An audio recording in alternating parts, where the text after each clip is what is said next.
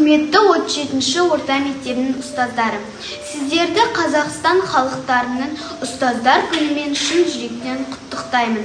Сіздерге дендеріңізге зор денсаулық, қажымас қайрат, шығармашылық табыс тілеймін. Және де бақыттың базарында, Алланың назарында бақытты ғұмыр кешіп жүре беріңіздер. Шәкірттеріңізді биік шыңдардан көріне беруіне тілектеспін. Игі тілекпен 4-ші Ә сыныбы оқушылары және мен Тегінбаева Айзере. Мен Асылбек Нұрислам Асылбекұлы 4-ші А сыныбында оқимын.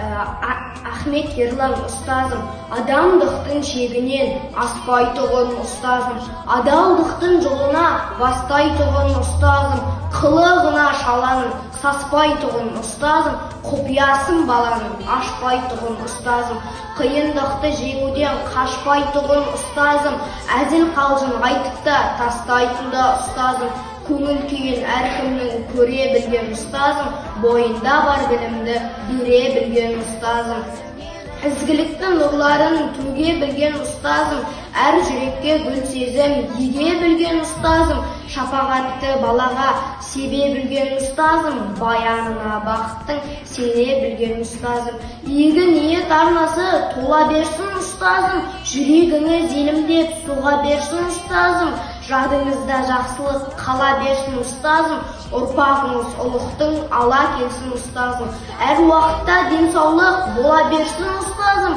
басыңызға бақ құсып қона берсін ұстазым. Мен Божғанбай Анел Ардаққызы 4-ші А сынып оқушысымын.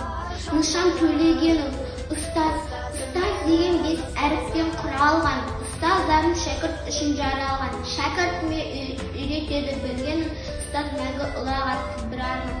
Ұстаздарға ешбір адам жетпейді, ұстаз де еш жамандық күтпейді, білім беріп бұл өмірге жетелеген, ұстаздарым мәңгі естен кетпейді. Ұстаздарым мұңаймыңдар ешқашан, мәз-мейрамы қуаныңдар әрқашан.